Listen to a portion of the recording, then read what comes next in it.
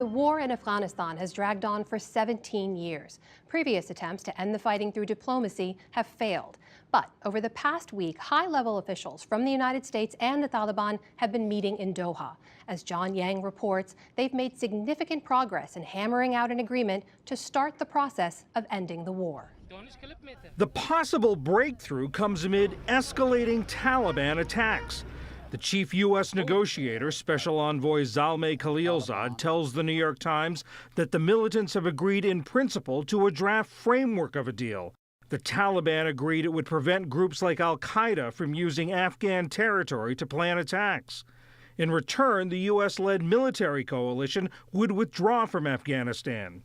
In November, Khalilzad spoke to the NewsHour's Nick Schifrin. But we want a peace that is worthy of the sacrifices that have been made for the past 17 years, meaning especially that Afghanistan does not become a platform for international terrorists against the United States. The U.S. envoy also says the Taliban must agree to a ceasefire and to deal directly with the Afghan government, something it has refused to do.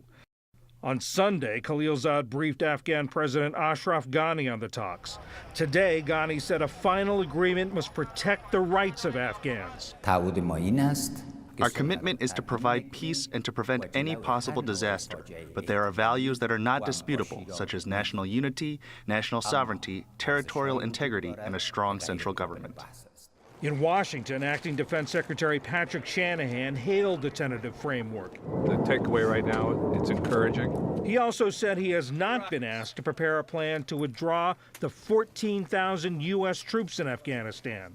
President Trump has often expressed frustration with the long-running Afghan war and the on-again, off-again talks to end it. Why are we there and we're 6,000 miles away? Lately, Taliban attacks have intensified in a bid to gain leverage in the talks. The violence has delayed this year's Afghan presidential election from April to July. Ghani is running for a second 5-year term. To discuss the realities surrounding this agreement, we're joined by Laurel Miller, who was President Obama's special representative for Afghanistan and Pakistan. She's now the International Crisis Group's Asia Group Director. And Barnett Rubin, director of the Afghanistan-Pakistan program at the Center on International Cooperation. He too served in the Obama administration State Department and was one of the originators of the plan to start talks with the Taliban. Welcome to you both. Laurel, let me start with you. Help us understand the significance of this draft framework agreement. Is this the beginning of the end of U.S. involvement in Afghanistan? It could be the beginning of the end of the American war in Afghanistan. Whether it's the beginning of the end of the war in Afghanistan, I think, remains to be seen and depends on the details that are to follow. But nonetheless, the results of the talks of the recent days are significant in several respects. First of all, it's the clearest sign yet of U.S. intent to withdraw forces from Afghanistan. Secondly, this is the first time that the U.S. has been willing to be seen openly and publicly as negotiating face-to-face with the Taliban and putting the question of the American troop presence front and center. It's also, I think, significant in that showing the possibility of achieving some progress, of actually having a negotiating process, may have bought Ambassador Khalilzad some time from a very impatient Washington. But there's a lot that remains to be seen on whether this really leads to a sustained peace process.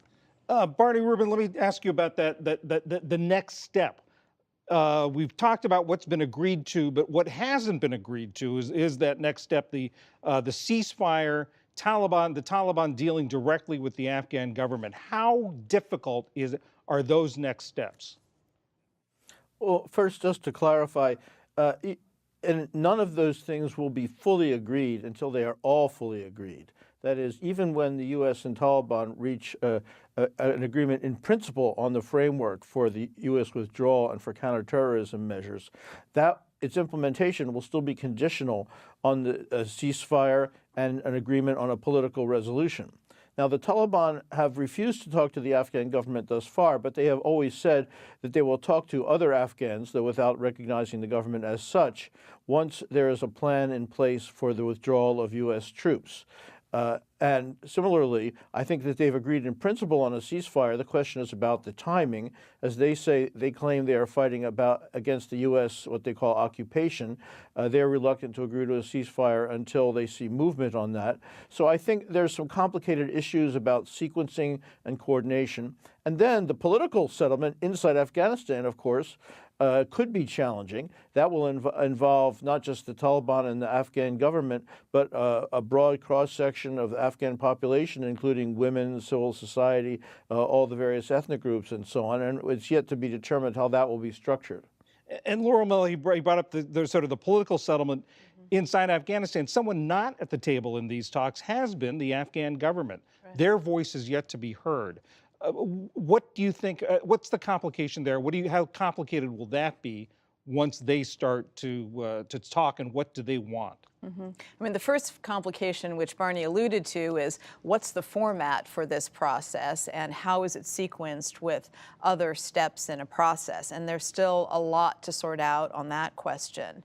But when it comes to the actual substance of what a deal is, one of the challenges in identifying where this is really going to go is that none of the sides in the conflict have really articulated what their vision is of a future Afghanistan, a vision that could win the support of a broad range of Afghans. There are vague indications on the Taliban side of what they're looking for: an Islamic form of government, a new constitution perhaps, but they have not articulated a fully fledged vision of the political future of Afghanistan. And similarly, on the Afghan government side, they have so far maintained adherence to what they have now and wanting to keep what they have now. They haven't articulated a set of compromises that they might offer.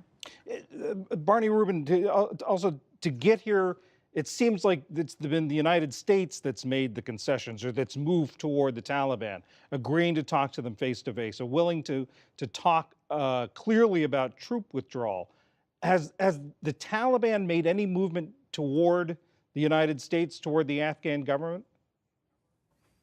Well, certainly, if as reported, they have agreed to a kind of monitoring regime to guarantee that Afghanistan will not be used as a terrorist base. That certainly is the main demand that the United States has had from the beginning. In the next stage, when they start to talk to the Afghan government and other parts of the Afghan political spectrum, we will see to what extent they will move. But their public positions have moved. We can't always trust them. They have said they don't want a monopoly of power. They have never said that they want to reestablish the Islamic Emirate. Their positions on women and education have changed from what they were doing when they were in power. But as I said, we can't take all those things at face value. We will have to see what actually happens when they sit down with other Afghans. And not only is the Afghan government, Laurel Miller, not at the table, another key player in the region, Pakistan, is not at the table. What role will they play in an eventual settlement, or in trying to reach an eventual settlement? Well, a Pakistani influence, I think you could say, was indirectly at the table, and there were even reports of Pakistani officials being present in Doha. Look, I mean, Pakistan also is another one of the actors in this overall picture that has not articulated what its vision is of a future Afghanistan. I think we can be pretty clear on some of the basics of what they want. They want an Afghanistan that is not hospitable to Indian influences and that is relatively hospitable to its own influence.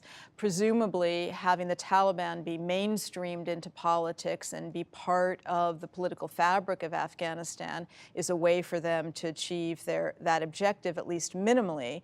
Whether there's more that they will want remains to be seen. But they, so far, in these recent talks in particular, seem to be trying to play a positive role, at least in encouraging the process to move forward. Barney, Rubin, with all this uncertainty and complications ahead, are you optimistic or pessimistic about this? Well, my short answer to that is no. because attitudes don't really help. I try to do analysis. I've been through this ups and downs for 35 years, but this is, I would think, the most significant peace process that we've managed to see get started. There are many other bumps in the road ahead. In particular, remember, Afghanistan is dependent on aid, and whatever Afghans may be able to agree on won't mean very much if the international community is not willing to fund it. So we need an international framework for this agreement as well, and we've hardly begun to talk about that. But this is potentially a good beginning. Barney Rubin of the Center on International Cooperation, Laurel Miller of the International Crisis Group. Thank you very much to both of you. Thank you. Thank you.